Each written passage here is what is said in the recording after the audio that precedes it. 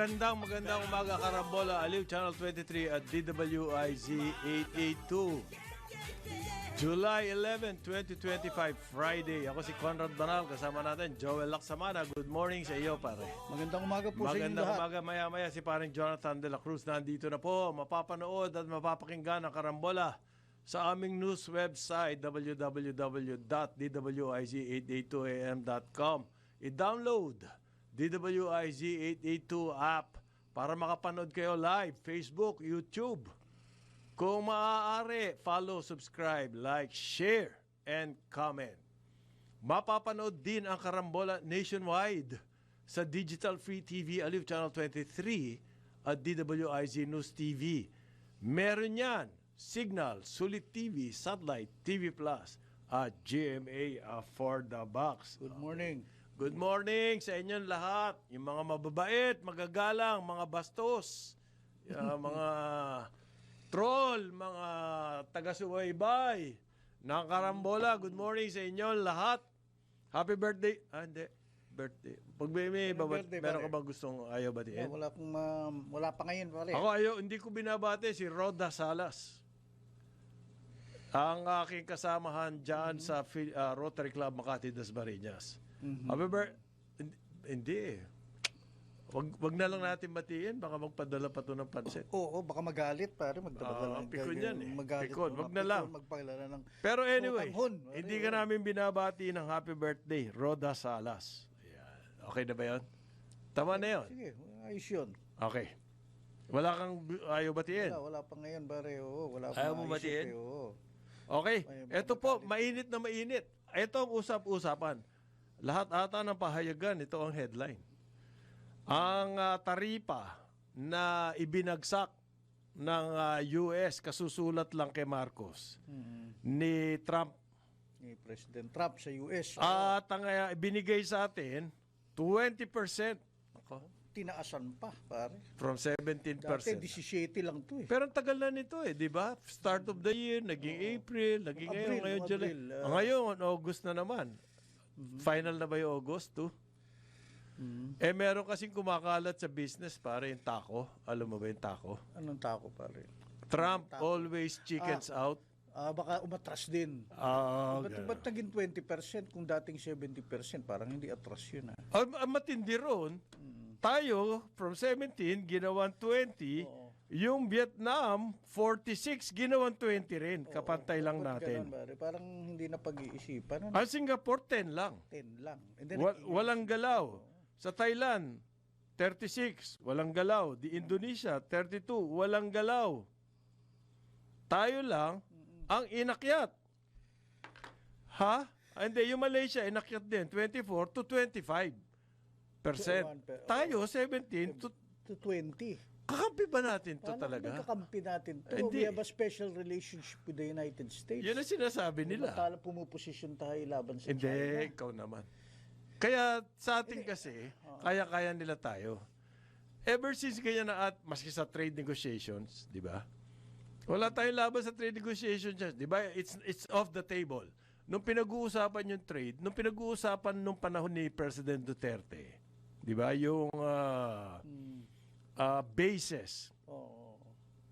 Panahon ni President Aquino, pinayagan niya EDCA. Okay. Panahon ni President Duterte, gusto niya i-review. Di ba? Panahon ni President Marcos, in-expand. In-expand, binalikan talaga. Okay. In return for that, gusto nating maisingit yung trade. Di ba? Pwede namang bigyan konting nyo negosyo. Negosyo. Babaan nyo naman yung taripa Kasi ng mga tinataya produkto namin yung buhay namin para sa inyo. Hindi. Sinabi off the table daw yun nung simula pa lang. Di ba? President, Sa akin, yan ang Marcos, indikasyon na hayagan. na wala tayo. Sila, Secretary Pascual pa yun. Sorry, this is off the Sorry, table. wala kayong power mag-negotiate. Sa Vietnam, kasi natalo sila sa giyera dyan, takot sila dyan. Kaya from 46%, naging 20% lang ang Vietnam. So, titignan natin to ang epekto sa atin nito, ano yung sinasabi mo? Sa 17% nung Abril in fact, because of that, mas mababa ang ating taripa kumpara dun sa ilang kapitbahay natin. Oh. So we had this, it's a simplistic view. Sabi mo nga kanina, hindi ka nag-agree dito na, okay, economic opportunity to sa atin dahil yung mga firms na nandun sa Vietnam o whatever, Malaysia, Thailand, lilipat or China lilipat dito sa atin dahil mas mababa yung taripa natin. Stupid yun. Ginawan 20 na ngayon eh. Maski ano pa. Maski ano pa. Kasi po, Why is that not, ang desisyon ng mga kumpanya, ng manufacturers, para lumugar, sa isang ang lokasyon sa isang bayan, ay hindi po yung taripa. hindi based doon. Hindi. Based sa Maraming bagay. Yung cost of production. yung problema ni paring Ben Ibardone. Cost of production, Cost of number one kuryente, po dito sa atin, yung power. Power, Tayo kuryente. pinakamahal dito. Okay. I don't know, saan nila nakita yun na dahil sa tariff lang, lilipat dito. Paano yan? Pareho na tayo ng tariff ng Yun na Vietnam. nga, Di sa Vietnam na lang sila. Swing, nawala talaga yung Ayan, ha? Hindi, yun ang daming plus yung ease of alam doing mo, business. mga before ganyan. this, nung 46 ang Vietnam, at 17 tayo, may mga US companies, like Nike, number one example dyan, Nike, konti lang ang kanilang production dito sa Pilipinas. Pinakamalaking production nila sa Vietnam. Sa Vietnam, Nung ang lumabas yung balita na 46 sila, at ang Vietnam, 46%. Ang Pilipinas, 17%. Nagkaroon ng ugong-ugong sa business na yung Nike tinitignan na ulit ang Pilipinas. Yun, di ba? Yun na, marami nag-isip. Pero hindi buo. Siyempre, you try to spread the risks around. Pero ngayon, pareho 20%. Tingin mo, lilipat pa yung Nike? Hindi lilipat yun. Pero ang hindi ko nagugustuhan, ang daming pananakot na layoff sa ganyan, layoff sa, lagot tayo, sabi. Tapos sinisisi ng Philippine exporters ang gobyerno, sinasabi, wala naman tayong ginagawa to promote the exports and everything. Teka muna, let's put things in their, talagang ganun. Malaking market ba ng Pilipinas? Ang US? Ang US? Pare, it's 12.1 billion US dollars in 2024. Majority electronic products, di ba? Yung mga ganyan, ignition wiring sets, manufactured 12 goods, billion. coconut oil. Alam mo magkano ang 12 billion ang ating exports to the US? Dollars. Yes. Okay. Magkano ang ating imports sa US? Mas maliit po, siguro mga 10. Mga ganyan. So, meron tayong imbalance. 8.2 billion daw. Pinakamaliit yung imbalance natin. Ang imbalance, ang trade, ang lamang ng Vietnam sa Amerika, $150 million. And yet, 20% din sila. Ang lamang natin sa US ay parang, hindi pa, ang huling-huling tingin ko kasi, hindi umaabot yan ng 5. So kung 12 billion ang export natin, ang import natin umaabot ng 8, 9, 10. Oo, ganun. 8 billion daw. Hindi maliit lang. So yung... Pero teka, yung sinasabi ko po, yung gaano kalaki ba yung exports natin sa US? 12 billion. Ito yung sita mo dyan, pare. Yung 12 billion na yon, malaki din yung ini-import nating raw material. Okay? Ano po ba yung pinakamalaki nating export sa US? Yan yung semiconductor, electronics, mahigit kalahati. More than half ang doon sa 12 billion na exports natin sa US. Yung electronics. Yung electronics po yan, ay assembly lang dito. Kumbaga, ang value added natin dyan, labor lang. Yung raw materials niyan galing din sa Amerika. Or some other countries, from companies in other countries that are also owned by Americans. Ganon, so malaki po offset yan. So yung 12 billion na exports natin doon, karamihan doon na raw materials ay imported din. So, sino-sino mga tatamaan? Titingin ko, ganito. Garments. Medyo, Wala na nga yung, tayong yung garments, 20%, malaking bagay yun. Oo. Pero compared to China, which is the biggest exporter of garments to the US, alongside, yan, yung mga Thailand, Vietnam, sila malalakas eh. Meron pa rin tayong konting advantage. Ang nakakatakot doon yung 20% ng Vietnam. Oo. From Bigla- 40. Bigla bumaba no? Ayan ang closest competitor Ganda natin ng eh. relationship nila. Good morning! Morning. Pare, may buhaya dyan ah. Delikado yan. Morning, good morning. Good morning! Oh, Nananakot ang mga business sector. ano? Yan daw Amerika ay yan na ang simula ng ating malalaking problema. Hindi. Doomsday scenarios ba, pare? Hindi Yung nga, mga, yung teka. mga malalaki natin problema, matagal na malalaking problema yun. Pinapalaki nga natin eh. Yung 12 billion, alam mo magkano ating GDP? 450 billion US dollars. Okay. Ang ating export sa Amerika, 12. Paano magiging collapse ng Philippine economy? Wala yun. Ayan, taripan eh. Sobra naman kayo. Eh, Sabi ko nga sa inyo, yung tatamaan dito, pare, coconut oil. Yan. Pero yung coconut oil, industrial goods yan eh. Hindi ba? Raw material yan ng US industries. actually, yung coconut natin, our coconut exports in all forms, Oo. mas marami na sa Europe eh, kaysa sa Kesa US. sa US. Sa US. Kasi, Di, napabayaan na natin yan. ibaling na natin sa Europe yan. Napabayaan na natin yung ating relations pagdating sa coconut eh. So, well, hindi pa po sigurado yung August 2, ha? Sabi ko nga sa inyo, may tako eh. Yung Trump always chickens out. Kasi noong pang simula ng taon yan, naka-6 na buwan mahigit na, Post hindi pa ng post. nagagawa. Oo, Post post ng ng post. post and everything. Hindi, ang Para ba sinasabi nila, stock market play lang daw to eh. ang problema natin, paring Conrad, paring Oo. Joel, we are looking at it as if this is the end of the whole thing. As if ito na, our exports, our activities, etc. depend so much on that particular tariff. Hindi naman yun eh. Mali. Mali yan eh. May epekto, bakit hindi? Meron, no? Pero hindi po ibig sabihin ay hindi kamukha sa China. Sa China kasi yung tariff war nila ng US, talaga malaking bagay yan. Oh, because they are very... they are Dependent such on the US market. export-oriented na... Tayo hindi eh. Diversified na yung ating market eh. And saka, what market are we talking about? Ang may tama, garments lang. What particular products are we talking about? Garments. And what about not even that? Eh? Ang garments, ang problema ko dyan, hindi naman po 100% Filipina. Imported din ang materials yan. Labor din lang ang ating Ang value added. pinagmamalaki nga natin yung tungkol sa semiconductors, etc. What is the share of semiconductors exports to the US? To May our git kalahati. overall? May git kalahati. And what about, anong in terms of value, mas malaki ba yan kaysa yung nangyayari halimbawa Vietnam? Hindi eh. Ang Vietnam, mga consumer goods, ang kanilang exports to the US. Hindi, pare, maraming semiconductors. Nandoon yung mga mararami. Pumunta nga doon yung Intel eh. Intel. Oo. At saka doon, ang value added ng kanilang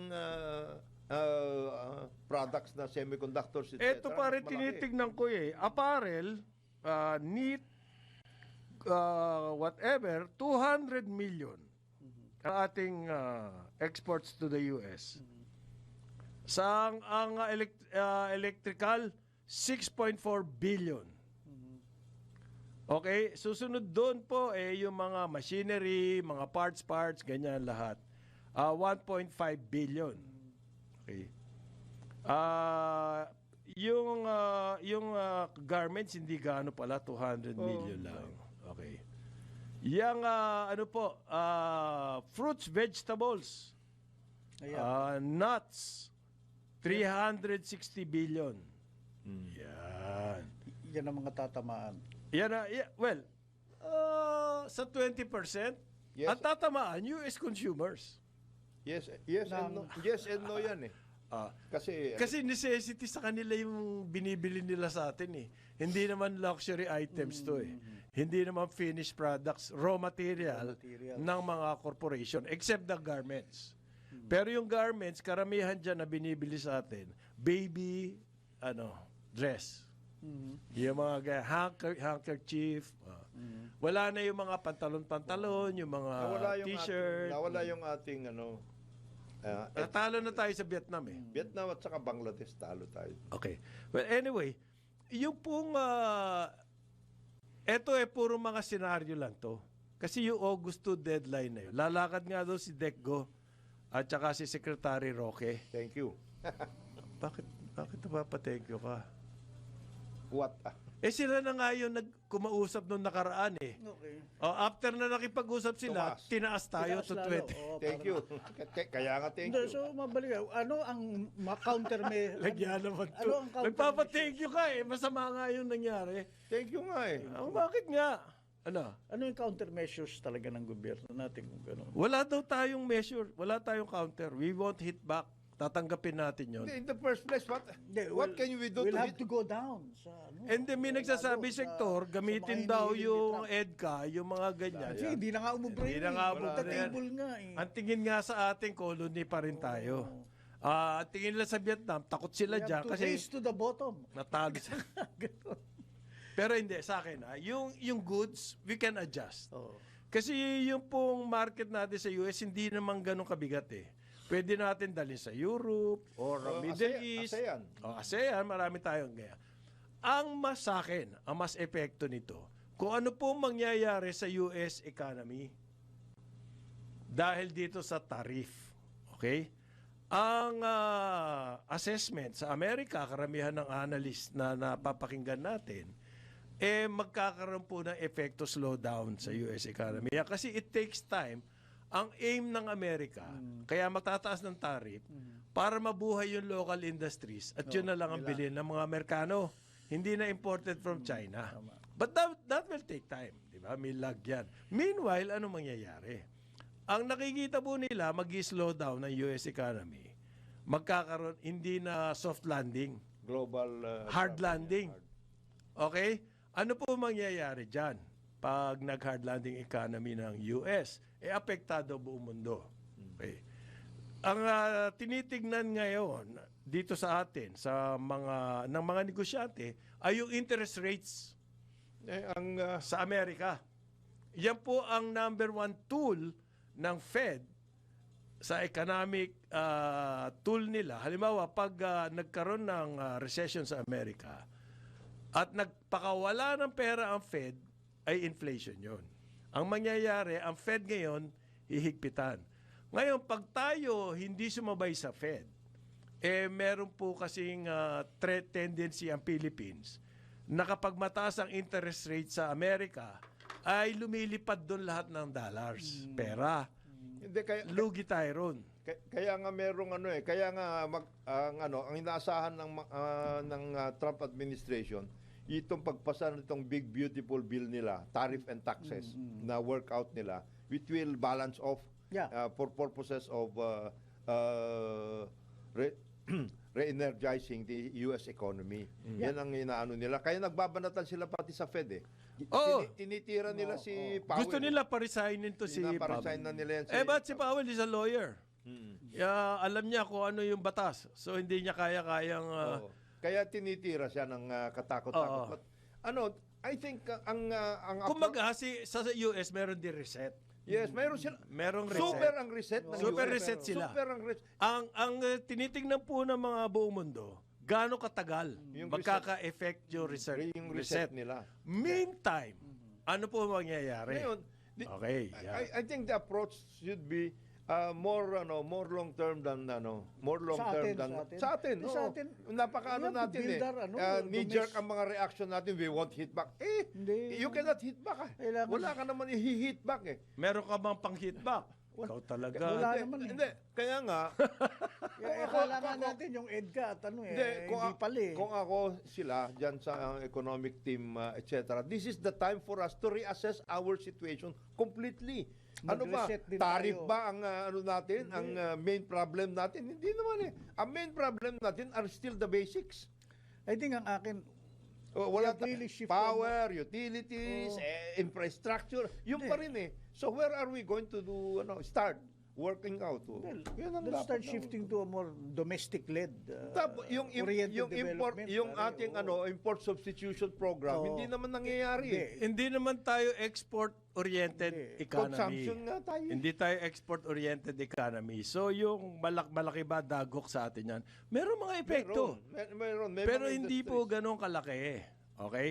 Nananakot lang itong mga sectors na maaapektuhan yan. Lalo Oo. na yung electronics. Lalo na yung Dahil mga sila- nagpapasasa sa incentives. Huy! Yung mga yan. Sila yung apektado, kaya Siyempre, nag-iingay. No? nag-iingay sila. Pinagmamalaki nila yung kanilang Konti lang, billion. konti lang ang kinita nun eh. Nagpapasa. Kaya- Binulsa lang. Kaya yun ang ating this is a wake-up call for everybody. Yan. Dapat naman tignan natin na mabuti yun. Oo. Kasi, Pero ang immediate po, ganito yung nakuha ko sa round table. Kailangan bantayan ng Philippines yung interest rate ng Fed Okay. as a reaction to what will happen in the US economy.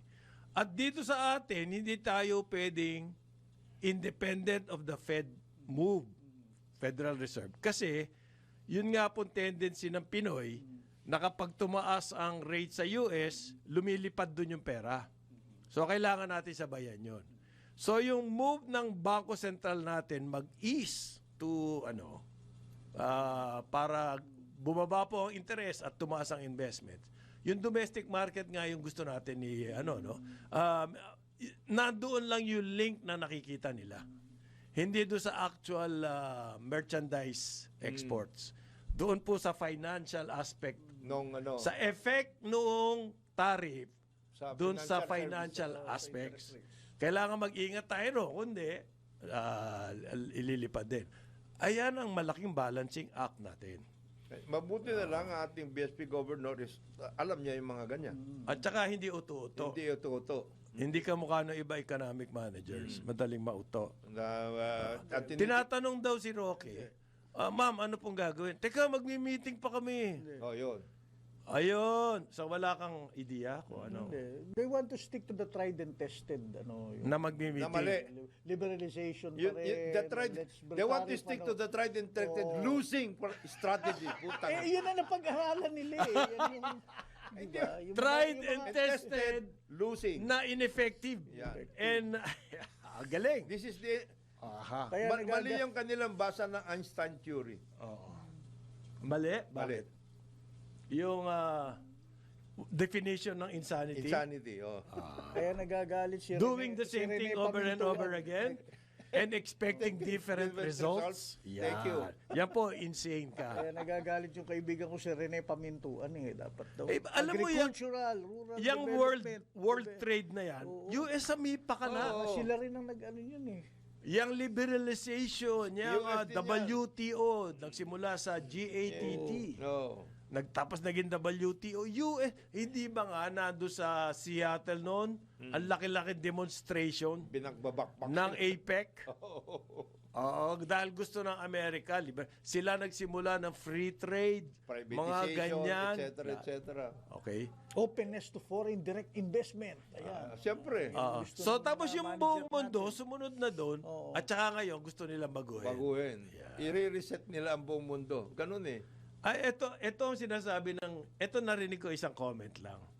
Ang gusto ng US kasi, brasuhin ang buong mundo. Yes.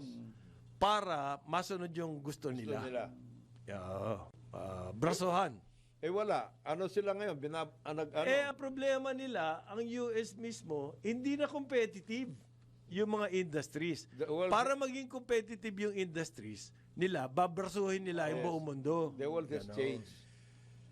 Mahirap yun. And by the way, they've been doing this even way before Trump. Yung Pero ngayon, ano yan? Hindi, ngayon lalo na. Hindi, pero yung before Before Trump, ginagawa na Hindi, before Trump, ano yan, open on yung mga yan, patay Oo. sindi yung mga yan. Depende sa export. Hindi Tumitira- general. Kagaya- Ito pare, shotgun eh. Hindi, basta- Lahat ng Philippine exports, 20%. Maski raw material yan, maski lahat. kailangan yan, maski luxury item yan, maski essential goods yan. Wala silang sektor. Wala. Wala. Lahat. Basta lahat, 20%. Country by country sila. Oo. Walang, ang tinitingnan lang, yung kasi yung trade imbalance. Oo. Pero hindi rin yun ang nasunod. Wala. Dahil napakaliit ng Wala. trade imbalance sa atin, Wala. ang Vietnam napakalaki, $150 billion, pantay lang tayo ng Vietnam. Paano nangyari? Wala rin yun. So, Hindi siguro nila yun ang tinitingnan. negotiate nila DECGO pagpunta. Nataasan yung atin. Oo, Ano naman eh, 17 uy. naman.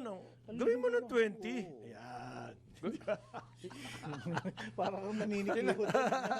Naniniklihod ka. Hindi. Itong kanina, kaya binabasa ko yung ating si Danny. Sabi, baka nga hindi nila kakilala kung sino yung kanilang kausap eh. Ganon. Dalawa kasi yan eh. Oo. Yung Commerce Secretary si Lutnick at saka yung Special Trade Representative. Okay. Aha. Ay, Di ba si Rubio pupunta ng Malaysia? Sa Malaysia si Ru- magkakaroon ng ministerial si meeting. Rubio papunta doon Oo. sa Malaysia. Sa Malaysia. Baka bakbakan siya doon. Hindi. Hindi. Pagtatanggol siya ng Vietnam. Ah. Galit si Anwar. Kasi ang Galit si Anwar. lagi naman maangas Lagi yung naman Malaysia. maangas. Hindi, Kaya kailangan- nga nakakakuha ng concession eh. Oo, no, dapat maangas ka eh. Pag Ay, maangas, ano, nakakakuha ng concession eh. Galing kasi natin mag-English eh. Yun ang problema. Hindi. Hindi, talagang Talaga tayo. yuko tayo ng yuko sa Amerika. Ang mga negotiators natin. Yung mga negotiators na, kasi, ayaw na nung, Tamo nga, we want hit back. won't hit back. Kasi daw, ang concern ni Recto, hindi yung anak niya na congressman, hindi yun. Oo, hindi. Ang concern ni Recto, kapag daw gumanti tayo ng tariff, tataas ang presyo ng bilihin dito sa atin. But ano ba yung ini-import natin from the US? Ang ini-import natin sa US po ay feeds. May pinakamalaki. Agricultural Yang inputs. cereals para sa ating feeds. Okay? Dito pa tayo magtanim ng feeds na, Import. na pangkain ng feeds. Matagal na natin. Yan yung Ay, sinasabi nako ni po. Paring Rene. Oh.